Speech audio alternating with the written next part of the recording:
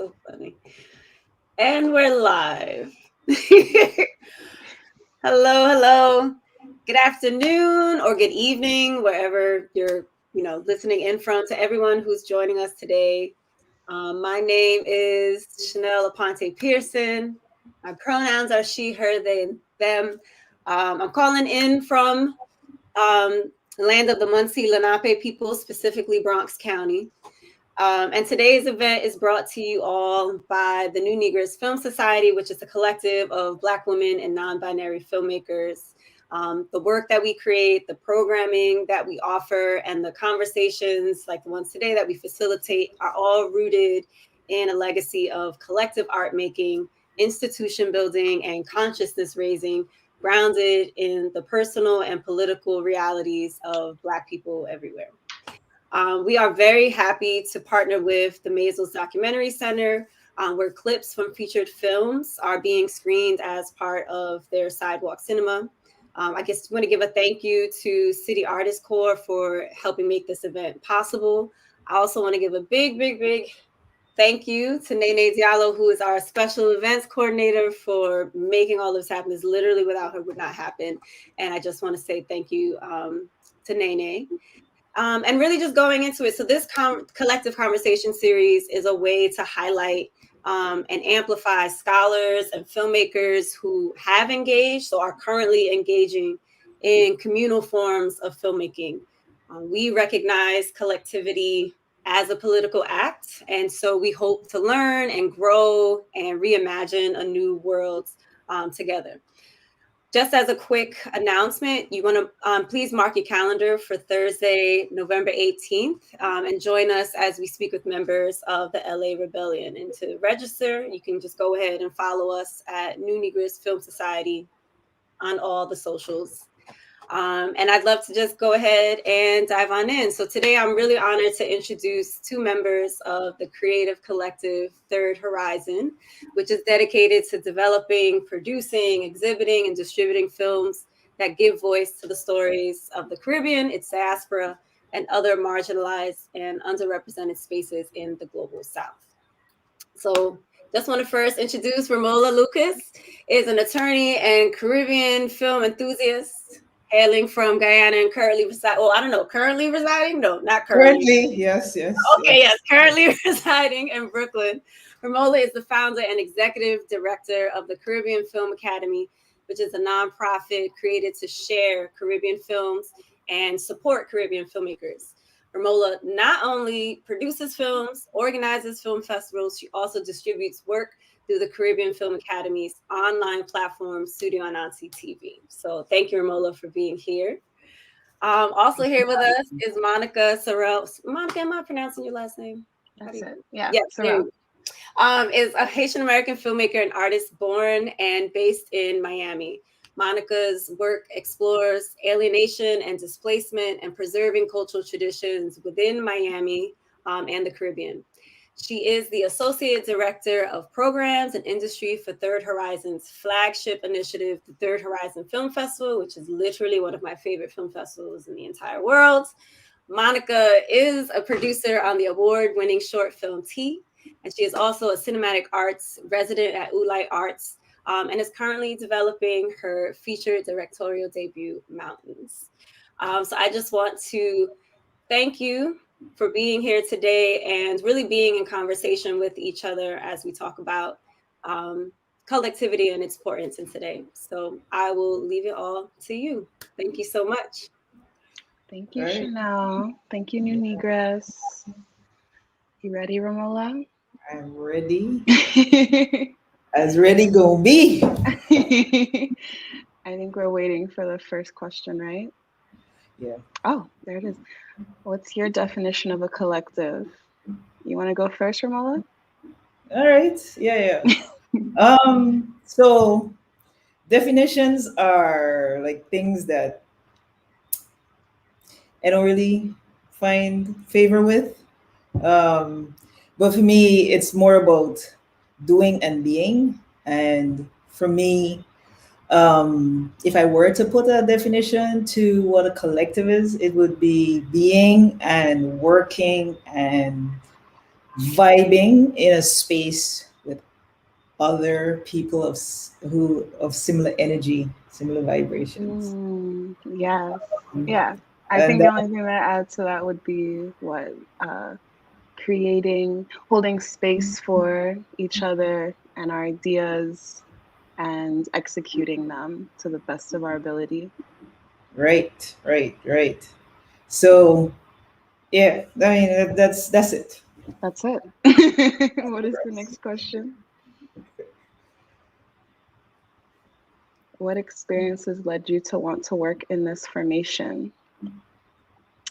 Um, it's kind of a tough question. So I guess for me, I think my origin story, I didn't know I was looking for a collective until I came back to Miami after film school and tried to join what was called a collective, but I felt very isolated and alone and kind of not really cared for, and that I would have to kind of change myself for the vision of that collective versus, be welcome and be able to build with them. Right. And then through that experience, that's how I first heard of Papa Machete and then met Jason and Keisha.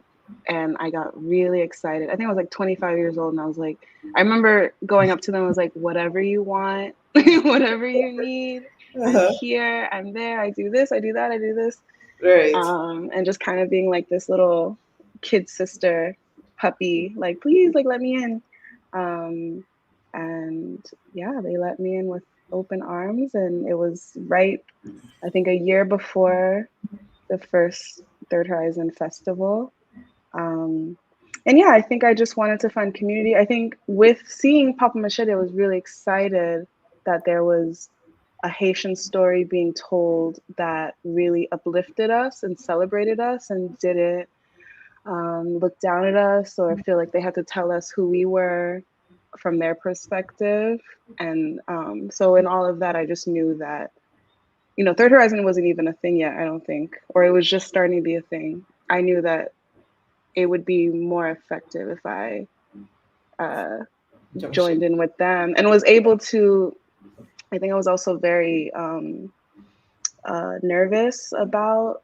I didn't find my voice yet. I was really nervous about. I think I was going to quit film around that time. I was like, "There's nothing Really? here for me." Yeah, Really?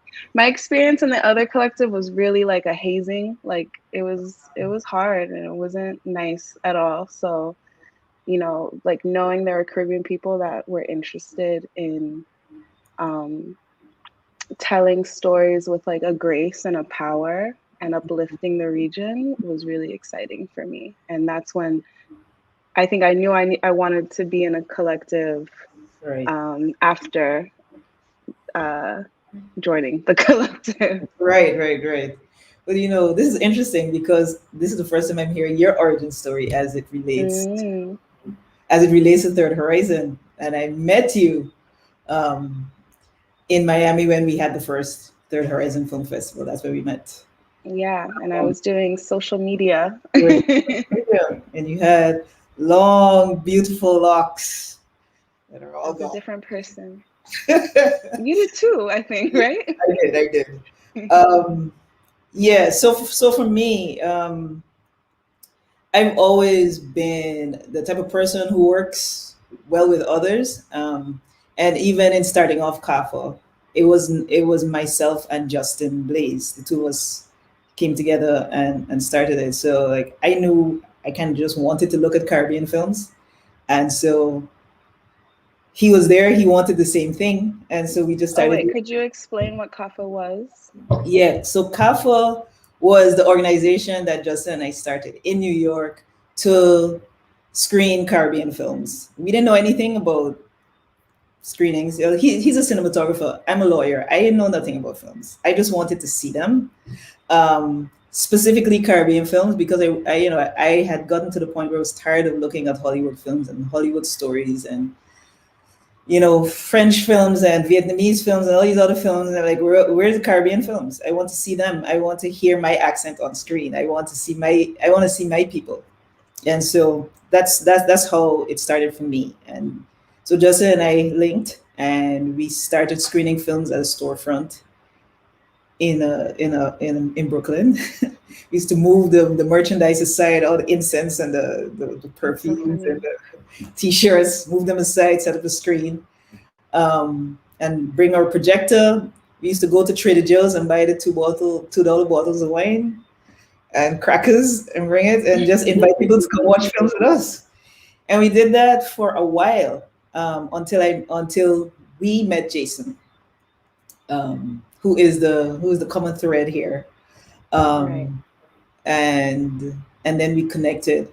So the collective, but I mean, so even before then, and that's part of how we were able to connect so well with him, because the way that we were working was already for us, having that collective space and working with other people and sharing the burdens and the rewards and the success of working in the same space. And so it was kind of natural when we met up that this collective that we have now would have the space and the room to come into existence and then grow. And it has in amazing ways, I would say. And Because yeah, I was gonna say, do you feel like you could have executed any of this by yourself? absolutely not. Absolutely not. This is not a one-man show or one-woman show in this case. It's definitely, I would say, how I felt being able to work with even more people was blessed, because like, whoa, like we have all these voices, we have all these perspectives, we have all these different ways of doing things, we have age differences, that complement each other. And so for me, being able to be a part of a group where we're the same but different, and in key and synchronous ways, um, is what I think is one of our or is one of our strengths as a group working together. Yeah, and all of our different skill sets also, like, Yes, like exactly. Robert coming in, for example, Right. with the operations mind that he has is like a Right. big help and Big help. definitely transformed us. Everyone has their skill set and everyone's able to like bring them forth. Like I can't do what Davon does. I Right. definitely can't do what you do. Right. Um, and Right. what I do is what I do. And so like to be able to like come together and then step back and see this thing that we created kind of like Mm-hmm. tumble down the hill and like join everybody else and so they could like bear witness to it is amazing. Right. And what I especially like about it is that no one tries to claim ownership of it. Hmm. We share it, and it doesn't Yeah. matter who came first or who came second or who came after. Like none of that matters. It's like we're all in this. Yeah, you're here now. So you Exactly. have just as much ownership and agency as the Mhm. rest of us. Yeah. All Yeah. right. All right. Next question, please. How are you created? I think you kind of talked about that, right? We talked about that a little bit. Yeah. So, but I could give a little more, a little more to it. Um, so I want to say in 2014 or thereabouts, and it must have been after he and Keisha made Papa Machete. Jason found me on Facebook and sent me a message. He's like, I'm here in Florida and I just found out about CAFA and what you all are doing in New York, and it's good stuff. I want us to link up. Are you going to TIFF? I was like, no, I'm going to TIFF, but I am going to Trinidad and Tobago Film Festival. And it turned out that he was also going there, so we agreed to meet when we got there.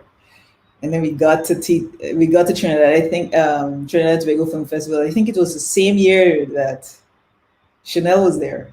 Um, Mm. so we all were there, but we were there with Vashti Harrison, Ian Harnarain, Lisa Harewood, and we were all every single night. We went to like we watched films together, and then we went to hang out afterwards because in Trinidad is like party central. Every night we on the avenue eating doubles or whatever it is we're doing, and we just really Jason and I, just really bonded and connected during that festival. Enjoying Caribbean films, enjoying hanging out with Caribbean filmmakers, and just enjoying Caribbean culture in general at the festival, and it was amazing.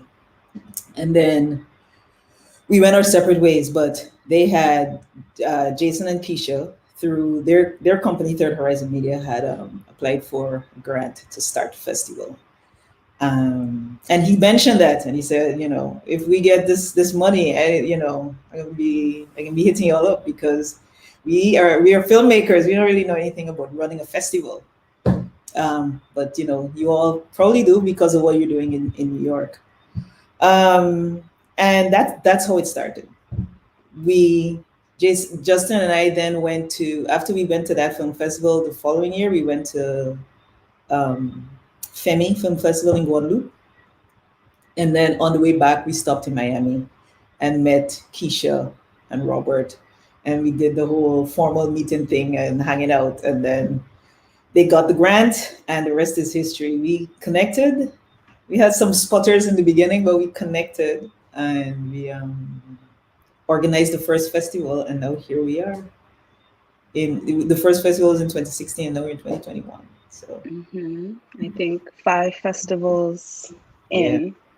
Yeah. And I guess before that, Third Horizon was Third Horizon Media, which it still kind of exists, but is kind of being reformulated. And that was, I think it was Jason's record label first, if we're going way back in time. It was. And then when Papa Machete started happening, when like making film was a thing, because that was their first film. Then they kind of transitioned Third Horizon to a media company with the intention of making more films, but then also creating this film festival. Right. And the funny thing is, the first name we had for the film festival was something like Kalaloo or something. It was Kalaloo, which I never liked. I think I was like the test audience. Like, what do you think about Kalaloo? I was like, what's wrong with Third Horizon? And I think there was like a partner that didn't want to. I think they wanted to create something new so that Third Horizon didn't really get all the shine as like a media company, so it could be like a merging of these two things. But then they are gone now. Right. I like Third Horizon personally. I think some people still like Kalaloo. Right, and that's what happened. So when we came together to start the festival, we just made the choice to use that name for the festival, and not try to come up with another name. And because we felt it too, like whatever that connection is you feel to the name Third Horizon, it's we all feel it. Yeah, and the name is so beautiful because I think it obviously refers to the third world, which is a slur now. But looking at the supposed third world and like looking beyond what the limitations placed on it, and like moving beyond like what comes after this and how can we move towards that. So I think Third Horizon is just such a powerful, fitting name. It's us sort of recreating or trying to influence the future that we want. That other horizon, the one that we not at yet, because of all of this stuff that's going on here. Yeah, there's more to it than this. So let's move towards that. Yep. Yeah. All right. What were the values, visions that grounded the creation of the collective? I think we talked about this being solely very childlike and self-serving, which is just like, you're Caribbean, I'm Caribbean. Let's, I like movies, you like movies. We should all hang out. Yeah. And do that. That's yeah, it's yeah, we definitely didn't start this. We didn't have a meeting in a room where we said, okay, what are your values? What are your values? What are your values? Let's put them together and make that the values or the vision or anything like that. We didn't do that. It was straight up energy, vibes. Mhm. It was, I like you as a person. You like me as a person. All right. You also like films. You also like Caribbean films. You also want to work in this space. All right. Yeah, That's it's simple. that is how we were created. And as I was mentioning to you, is like we went from Jason, myself, Justin, Keisha, and Robert being the initial stirrers of the pot, right? And now that's 5 people. Now we're into our fifth year, and there are about 14 of us all together because we are accumulating people every year. You know, Mhm. we accumulate people, and it's like I've never asked anybody, or no one has ever had to show a resume to be a part of this collective. It's kind of like, again, it's the energy, it's the vibe. Yeah, I think there was never any, we never had like a mission statement written No, down or anything like that. And we no, definitely have like our goals in terms of the exhibition creation of films from the right, global south, but we never like, like what are we doing? Like we're still having that conversation now and right. every year, every month. But I would say that maybe one of our values is like inclusion, like just like Yes. an open door.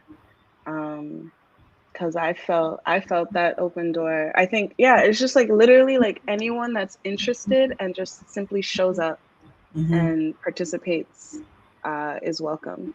Is welcome. Yep. Hmm. And in terms of our values, I do think the values of the collective are reflective of the values of the individuals who make up the collective.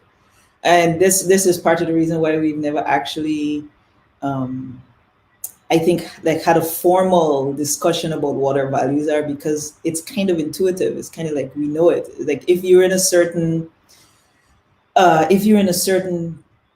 space in terms of your self care, in terms of the work that you're doing on yourself, in terms of your own processing and understanding, and your self reflection, um, which I think almost everyone in the group engages with that heavily. Um, it has resulted in a group of people who are individual, different yet similar, and with similar values that come out of being in that sort of self care space.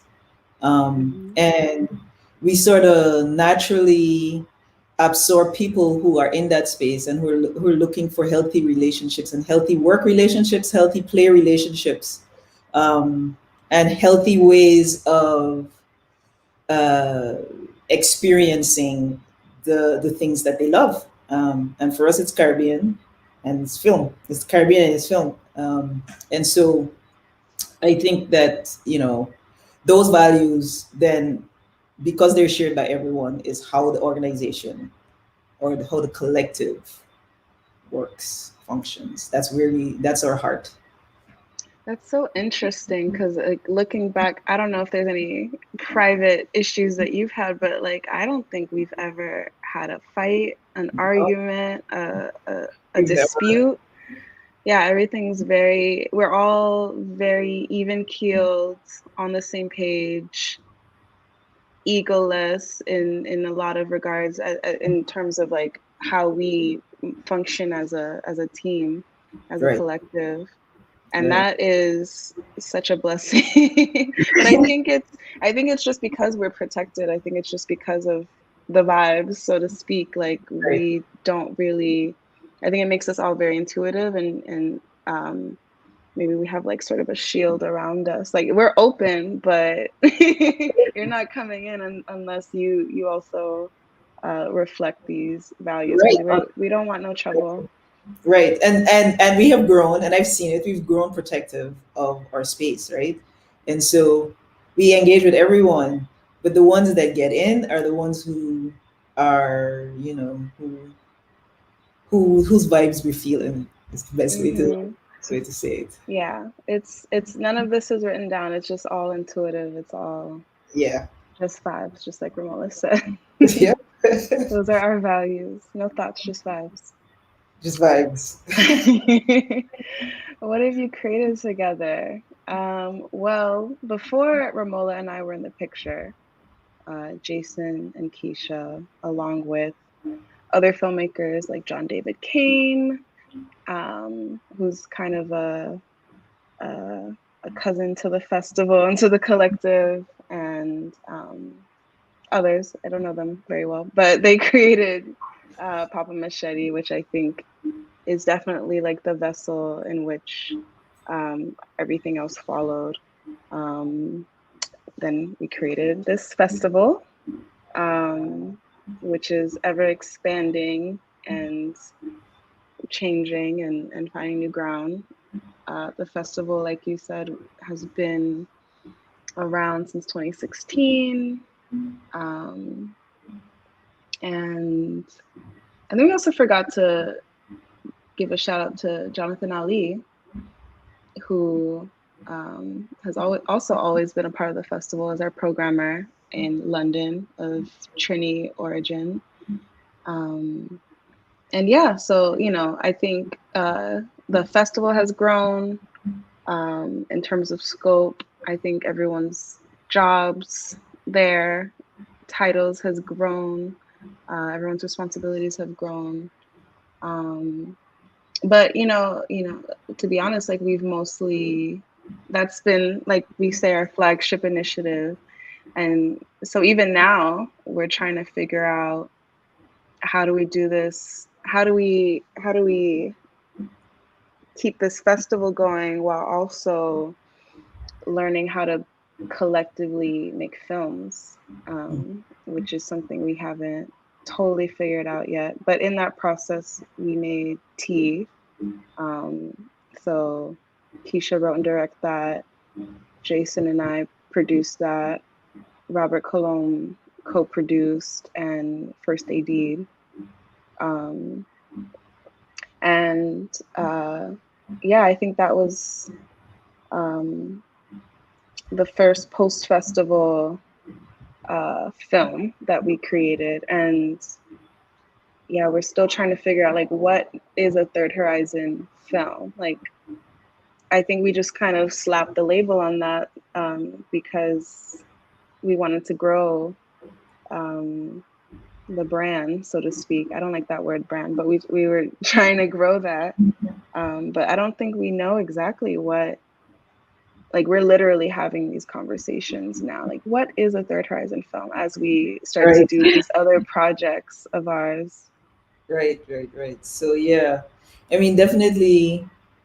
Um, so even though we weren't synchronized in terms of time, we've definitely worked on things together. So outside of the festival, outside of the Miami festival, um, we in New York with CAFA, we had the Caribbean Film Series at BAM. We were screening Caribbean films there, so we produced a screening series there. And then we produced a festival, the fifth year anniversary of having that screening series there. We Mm-hmm. collectively, as Third Horizon, now went back to New York and put on a Caribbean Film Festival in New York, which I don't know when last that happened. We've also produced a Caribbean Film Festival for 2 years now in LA at USC School of Cinematic Arts. Um, so a sort of mini Third Horizon we've produced there. We continue to grow the online platform, Studio Nancy TV. And as you mentioned, tea, and you all went all the way with tea in terms of the 1 second. Get out of here.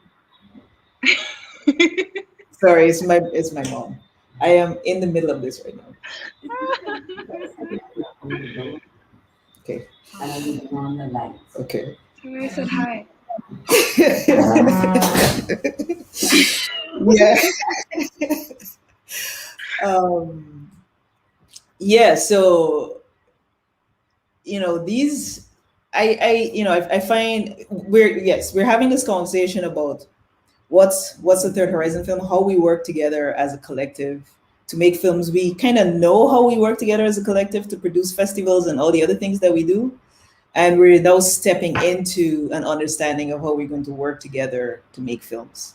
And I kind of, as with everything else, we don't really have the road paved in front of us. We don't really um, know exactly how we're going to do it or what it's going to look like. But I, for one, have faith in the fact that we will figure it out, and we will figure it out in a way that um, makes us all happy, because that's what this is about.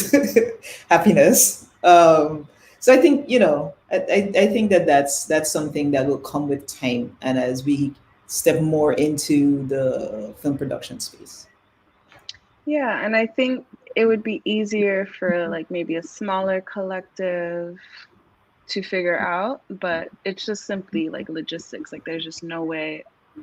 I mean, there's always a way, but the fact that we live in Right. many cities, Right. we're in Miami, New York, Yafet's in Ohio right now. In Columbus, I uh, think. Yeah. yeah, so it's just like Jonathan is in London. and Jonathan's in London. Like it's just not that Yeah. simple. You're in Guyana now. It's just not that simple to it's not as simple as like we're all on set and we're all creating this and we all wrote this script together, and it's going to be still within the frame of like how films are made, which is inherently like very hierarchical. There's a director, there's a producer, there's a writer, and then there's the below the line. But I think, I mean, with my feature, I was like, I mean, this is going to be a Third Horizon film, even if no one lifts a finger, just because like I feel like inherently like I am Third Horizon. So Right. therefore anything I make is Third Horizon because the values that we talked about and the Right. interests that we have align. Mhm. And I'm interested in the growth of Third Horizon. But I think, yeah, it could be as simple as Romola, I need you to call this cinematographer for me, which I did ask you to do. I need to talk to them and I can't get in touch with them. Um, there you go. Like just us working together and leaning on each other is, I Yeah. think, enough It's what's as up. we move forward. Yeah. Okay. What other collective cooperative examples or influences did you lean on? All right. So we have to say it, right? Together. All together? Okay. Yeah. Let's say it together. Okay, 1, 2, 3. It's Wu Tang.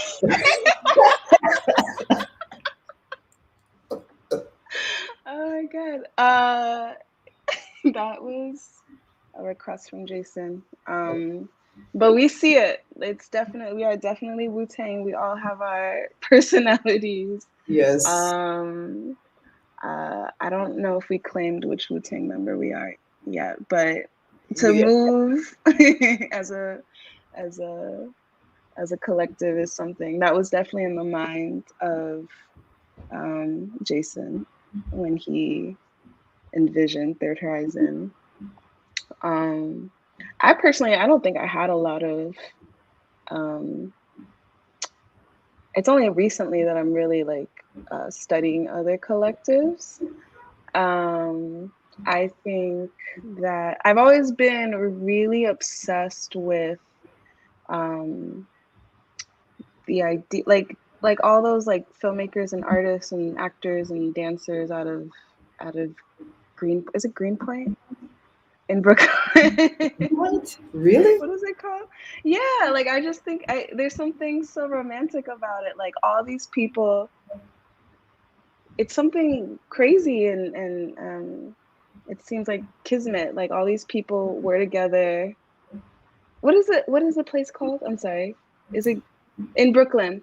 I don't know what the part of Brooklyn is called. I don't know. The one by Bam, by Bam. Oh, Fort Greene. Jesus Christ. Okay, yes, that. I'm so sorry. Fort Greene. um, Okay. but like in the 80s, for example, like all these people just so happened to be on in the same place at the same time.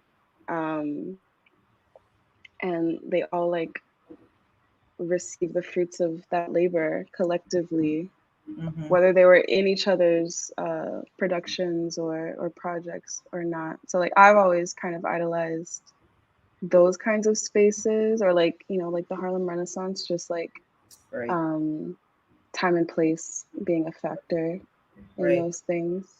Right. Right. Yeah, so I mean we said Wu-Tang, and I honestly feel like in lots of ways we are. But for me, the in addition to that, like my collective energy comes from Rastas and Mm. just looking at how they live in, in communities. They share knowledge, they share wisdom, they share food, they share weed, they share everything. Um, and it's I always liked it. And I feel like in lots of ways how we function as a group, it's kind of like that. Yeah. Whatever we have to share, we share it. Mm-hmm. So yeah, that's that collective vibe right there. Yes, that's it. Hmm. Sorry, I got Fort Greene wrong. I'm very embarrassed. It's okay. It's okay. No, not for me. What challenges has the collective faced internally and externally? All right. So I would say our challenges are mostly external, um, from the perspective of like we're all in different places. We it's a beautiful thing that we're able to work like this, all in our separate cities, and then we come together once a year in Miami for the festival. But it's also challenging, because really what we want to have is the same space. We want to all be in a nice big room working together in real time, sharing, stories, sharing information, asking questions, being able to do all of those things. Um, so it's kind of like that's a challenge, I think. And maybe you could talk about another one. Yeah. Well, to piggyback off of that, it's true. Like, there's never we don't have the luxury to like just like pop in on one another. Right. Like, you know, we're just gonna have an impromptu movie night or whatever to hang out. We can't do that. We schedule calls, you know, We schedule and we calls. do what we can in our respective cities. But you know, Right. I think that's the part of the collective that um, would be nice. Like just like to be in like the same space, Yeah. not just to work, you know, Right. And more so we have casually. right, and we have this is one thing that we have talked about, in terms of visioning or anything like that, is like having a space that doubles as our living space and office Mm-hmm. with a nice big yard so we can show films and invite people over and hang Is out. that still on the table? I hope so. Okay, good. Yeah, I would love that. That would be nice. Yeah. Um, but yeah, I mean, besides outside of that, I think that also lends to another challenge, which is time. Hmm. Um, you know, I think we're only just now getting to the point where we're um, starting to have the funding, which is another challenge This is another to challenge, right? Yeah. a big challenge that we're still having. We're always accepting funding for anyone listening. Um, but, you know, that kind of sacrifice that we made for the first Yes. 5 years of the festival, um, financially, can take a toll because we can't eat off of the festival really. Right. I mean, opportunities will present themselves because of it, Um, but I remember there was one year I had like 2 or 3 jobs while I was trying to work on the festival. You Right. always have 2 or 3 jobs. Right. uh, it's just like it's always been really hard to balance um, our the time we need to survive, essentially. Yeah, that was a challenge in the beginning, and it's still a challenge now. I mean, when we started Kafa, we had no money. It was all out of pocket, and we've literally worked like that since then to now. Because and so we're still a very young organization or a young collective. We're still a very young group, and in the space that we're working in, um, and so we're also at the very beginning of our fundraising experience is how I would put it. So we have a lot to learn there, and we have a lot more fundraising that we need to do. Um, Yeah, but always.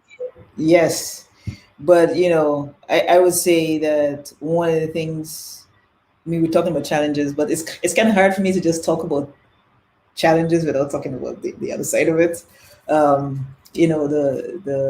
The messages we get, the social media shout outs we get, and all the different ways in which people show us that they appreciate what we're doing and they want us to keep doing it, makes this all worthwhile. Yeah, absolutely. I think what we produce is of a quality that's rare and isn't seen, um, isn't like widely available. And so I think the people that get it and love it, like cling to it and are invested in it. Yeah. Um, Even if it's not financially, they celebrate it and they look forward to what we put out every year. Hmm. Yeah. Yeah. All right. Share several stories reflecting moments of pride, success, regret, doubt, etc. Huh. Huh. All right. Let's start with the sad stuff first. If you have any sad stories, we can go All from there. right. So let's say doubt. I don't know that we have a story about doubt. I know that when we were starting out, that very first year, um, that it was a struggle putting the festival together, understanding all the things that we needed to do, um, and and then doing it. Um, so maybe there were individual or there were instances where we were like, "Whoa, what are we doing? Can we actually do this?" Um, there might have been those moments, but I think they were they were a good check for us. They didn't discourage us or kind of like make us not want to do what we were doing, but they were a good reminder that we were growing and that growth is a little painful, and we're gonna Mhm. feel a little bit of pain as we're doing this, but we can't stop because this is what we're supposed to be doing. So Mhm. I would Well, say I that. think like also the second year after that, I feel like that was after the hurricane, and Right. then you guys did such a heavy lift on your own, and I think before you kind of placed me and Robert in the place Right. that we're at now, it was just sort of like, is this sustainable? Right. Not only uh, financially, but like emotionally. Right. Like, can we do this again? It's so much. Right. And then in terms of regret, I think I would say that as much as we are a collective and as much as we have grown in number, we have lost a few members, Hmm. um, to life. Hmm. And I wouldn't necessarily say that's regret, but that's kind of a thing. It's kind of a thing. It would be great to have them with us enjoying what we're doing just like we are, because it's also something that they enjoyed and they loved. So hoping And that we're there for the struggle, right, right, uh, and aren't able to like enjoy the fruits of everyone's labor as much. as much, right. So here's to Yes.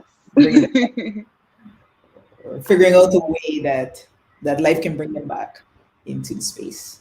Right, exactly. All right. Um, and then yeah, joys and uh, I think anytime we pull off a festival is a big joy and relief. And I think, you know, I think particularly after like finding our stride in year 3, I think like we sold out almost every screening. Right. Everything was like in like all the issues we're having the first 2 years, like we're kind of we learned from them and everything was we were like in step, everything was working out. Right. Um, and I think our programming, our films, just keep getting better. Mm-hmm. Um, and I think also for me to be able to conceive of something and then it's it's done, like to be able to experience it and other people enjoy it has been a great source of pride for me. Whether Right. it's like a tent outside that I'm that I'm still Roti in it with roti in it. Yes. on the roti brunch, or Right. the I'm particularly proud of the rara. Like that was I am too. I huge am for too. me. Yeah. Yes. Yeah. Yes. So I think it's pride in all the things that we can accomplish Mm-hmm. together. Yeah. Yeah. Every time we put together a program, every time we put together slate of films, every time we put together social events, um, it's all like those are all moments of pride, Mm-hmm. um, because it's love that goes into it. That's all I can say. Um, Exactly. yeah, yeah. All right. Oh, your vision for a new world. It's such an expensive question. Hmm. Well, all right. So, and I'm gonna start off a little personal. Um, um, so I'm kind of not living in the U.S. anymore. Um, at least not full time, right?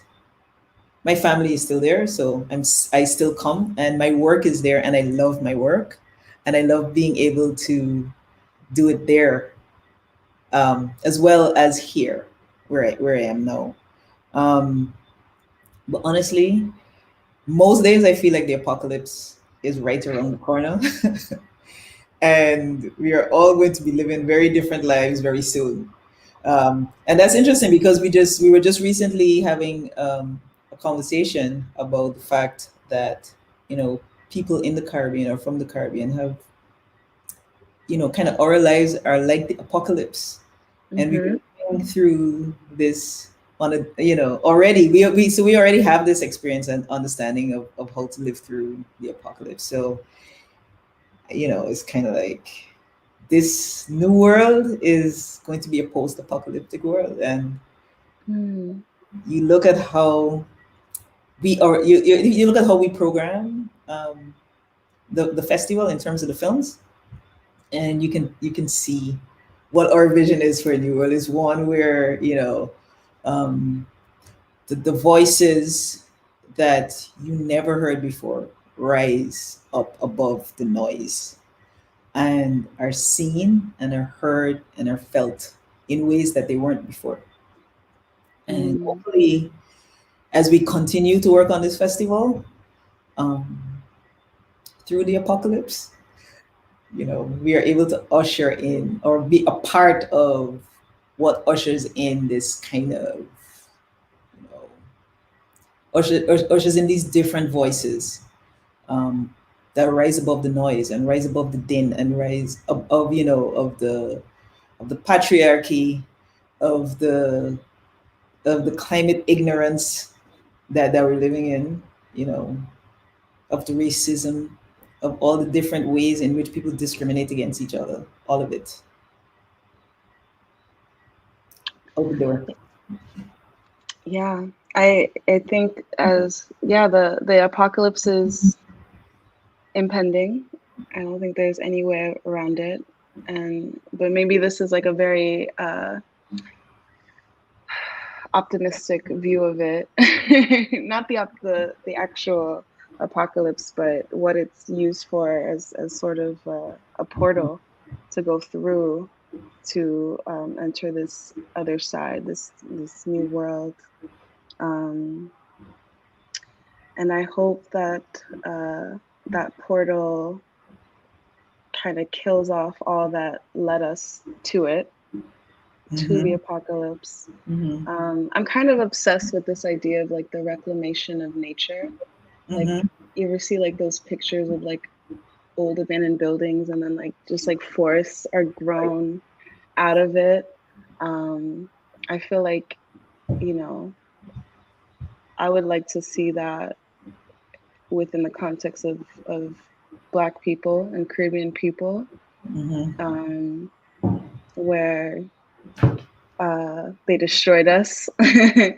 And still, once they destroy themselves through destroying us, we still kind of grow out through those cracks. We're resilient, yes. We're resilient and we reclaim. So that's my hope. And I think that's the hope for Third Horizon. I think it's inherently in the name. Like there is a horizon after all. Right. Yep. Okay. Oh yeah. We're supposed to answer questions now from the audience.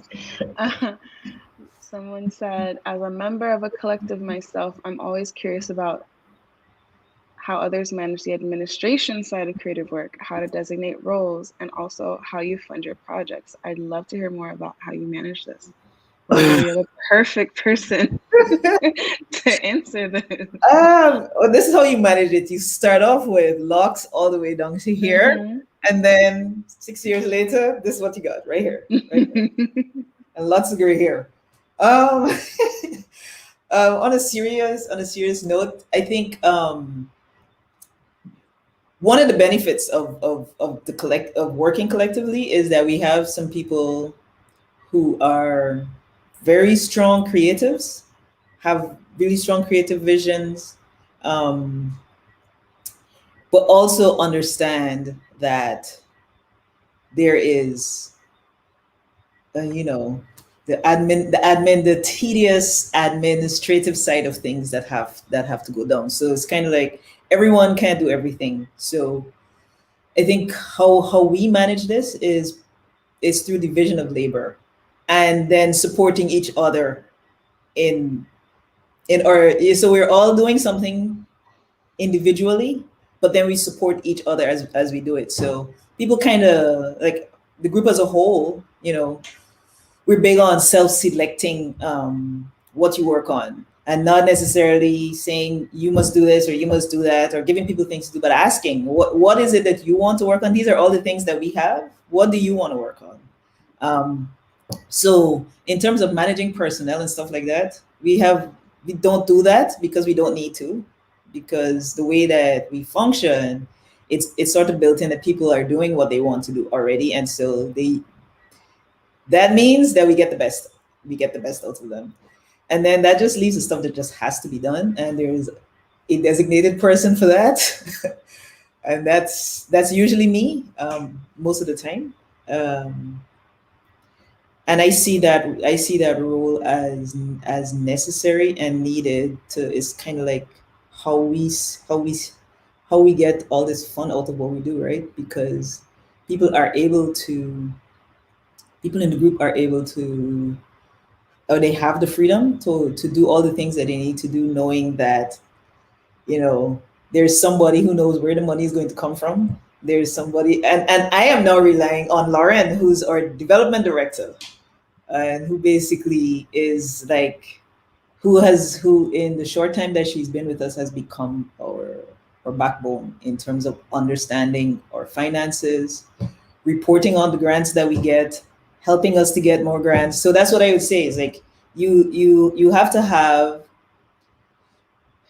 or it's important to have in that group of creatives, which is mostly what we are, a few people who are willing to take on the work of the admin work, um, and stay and kind of work behind the scenes and allow the the ones with the more the more creative energy to shine.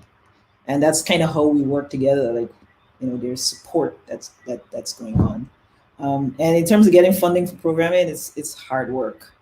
And especially because our audience would be considered niche audience, or filmmakers are considered, the festival itself is considered, everything that we do is considered a little niche and small because we are so focused on the Caribbean. um, and so, getting funding is very challenging. But you're going to have very little success getting funding without a development manager. And we have a star. um, I think she's been very good. She knows how to work with both Jason and I to get done what she needs to get done. So And she's also creative in like how she she talks. is, Like yes, it's administrative, but I'm like she calls it like what economic sci-fi, right? Where she's right, like creating yeah, new worlds through this like very yes. what could be looked as like very mundane or monotonous sort of work. And so Right. there's a joy in that as well. And there's a creativity in everything that we do. And I'll just add to that before we move on. Right.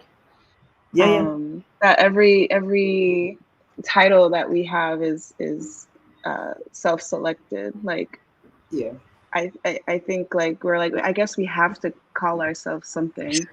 So we just went around like I'm doing this now. I'm the associate director of this. It sounds very fancy, but it's just like it just is what I like to do. And so we're all doing, like you said, Ramola, exactly what we like to do. Mhm. Um, And for okay, me, so that has been, for me, sort of being the person who's working with all of this, it's great to like mhm. have that type of. I like the autonomy. I like the independence. I like not having to be anybody's mommy or boss or anything like that. It's just like we all doing this together. Just do. Hmm. Um, okay, so another question. What is this? Can you share more about your personal journeys and what made you decide to pursue film? Mm. Um, I think for me, it was, I look back and I was like, that's a lot of audacity because, like, I didn't know any Black women filmmakers when I was a kid, but there was something about it that aligned with me. And there was never any other, I'm like one of the rare people I think that like knew what they wanted to do since they were really young. Um, and uh, yeah, just I don't know. The question is, what made you decide? Yeah, I don't know. It's the only thing I liked. It's the only thing that stuck. And it's where I found joy, and I wanted Right. to tell stories and be a part of the narrative, I guess. Right. How So about you? yeah, that was not me. I was going to be a college professor. I was going to teach geology, You and do teach geology. I do. But I spent most of my life in school, um, doing just that. Like, I did 6 years in a PhD program at CUNY graduate school, trying to get a PhD in geology so I could go teach. And then somewhere along the line, all of the air came out of my balloon. And I was like, I need to get out of school. I can't do this anymore. But really, what happened is that I got to a point where it was time for me to write my dissertation. And I was doing geochemistry. And I learned that one of the experiments that I was going to have to run to write this dissertation was going to take 6 years. And I was already in this program for 6 years. I was like, I can't do this for another 6 years. I just can't. So I quit and I went to law school. That was 3 years. You're so brilliant. It's actually annoying. I couldn't be a doctor, so Sorry, I was a sorry. lawyer. So I went to law school. I went to Howard, which was, I would say, I think that accounts for me being where I am now. So you go to Howard, and you leave there with this sort of question. Are you going to be, as a lawyer, are you going to be a social engineer or a social parasite? Which one are you going to be? And so you kind of have to choose, because you went to Howard. Howard has a pedigree of producing lawyers that are public servants. They go out into the world, they become mayors and all of these people there, um, and so I think that even though I left law school and started to work at a law firm and did the corporate thing for a while until I got laid off because I just couldn't conform. Um, and then that led to, okay, now what are you gonna do with your life? Are you going to go back and try to go into the corporate world, or are you gonna try and figure out your own path? And I was able to figure out my own path because of the training that I got in law school, the way it taught me to think and to be. It's kind of matched my personality. So, like I said, that day when I was like, I'm not looking at another Hollywood film until I see a Caribbean film, that was it. So once I started wanting to do that, I put all of my energy, all of my years of school into it, and it was film. Like, so I always knew that I had this, even though I was a science major, and then so I studied environmental science, and then I did this stuff, and then I went to law school. So even though I did those things, I never was really in the arts. I knew that that's kind of where I knew that that's where I wanted to be. I always felt like in my past life I was a singer and I did something wrong. So not being punished by not being some brilliant songstress, because that's what. Anyway, it's film. That's what it became. So I kind of fell into it, but once I fell into it, it then became a whole nother thing to me. Um, and those screenings, those little screenings that we used to have in Nicola's variety store in Brooklyn, those screenings, like after we screened the film, like having a conversation with the audience and just talking through the issues that came up with the films and stuff like that. You have traumatized people who with generational trauma, right? And they're coming into these. We're living in this modern world. They're coming into these spaces, looking at these films, and all of this stuff is like raising up in them. And so those conversations used to feel like group therapy to me. And I was like, wow, there is once I started screening these films, and once we started having these types of conversations, and once we started connecting with people in the way that we did, I knew that this is what I wanted to do. I wanted to keep doing. I still have to work to make money, so I'm gonna do that. But whenever I'm not working to make money, I'm doing this. The joy of film. Yeah. We still have time. We can still answer. Okay. From Jim McKay. This conversation is super inspiring. Can you talk about films that you admire, films that haven't been widely shown but should be, or filmmakers that inspire you?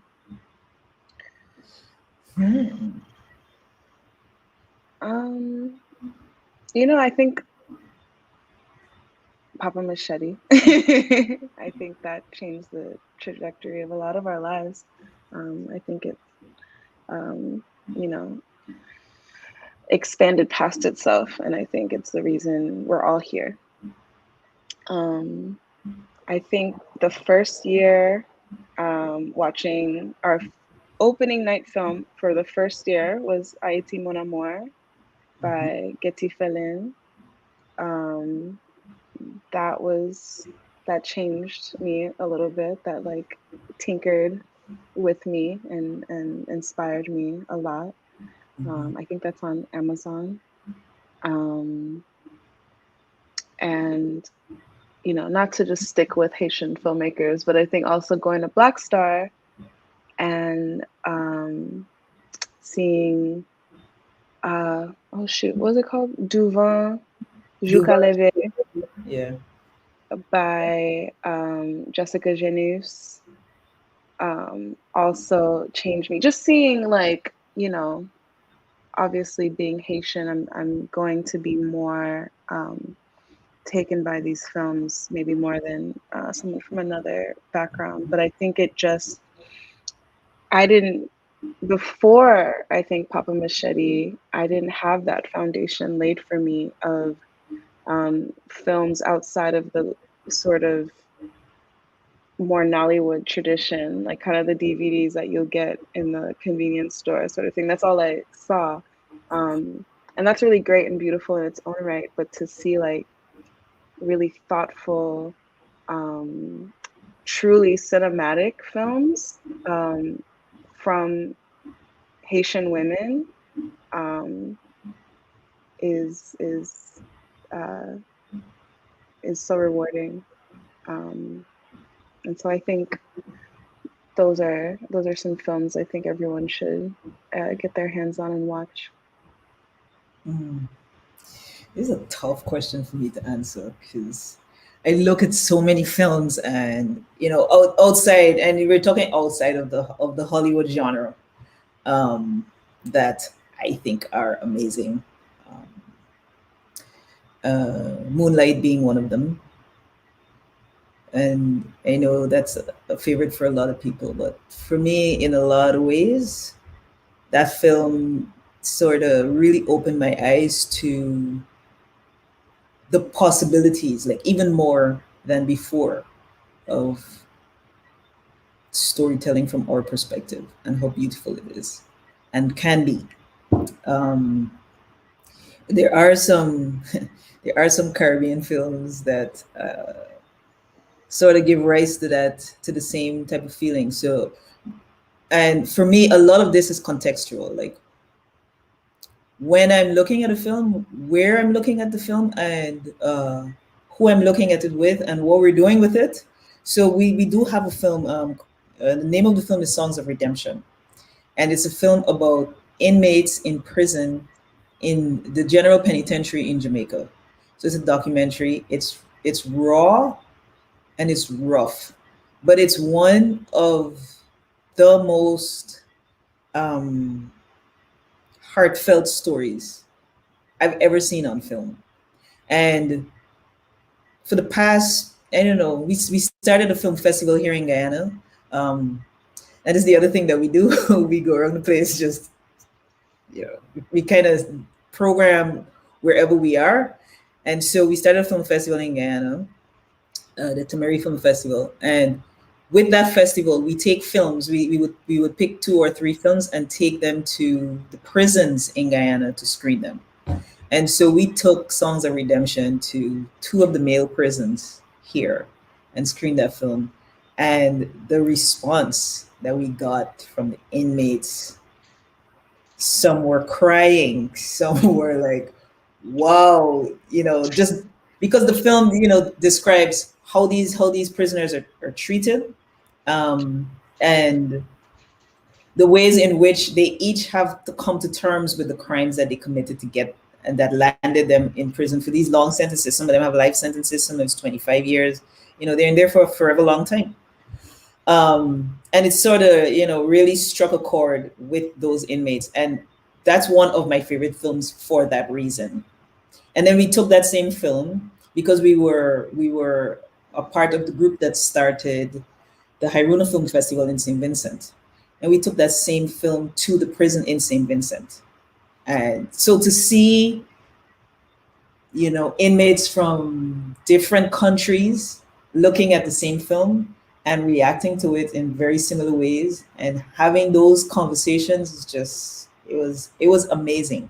Um, that's one of my favorite films, but it's for that reason.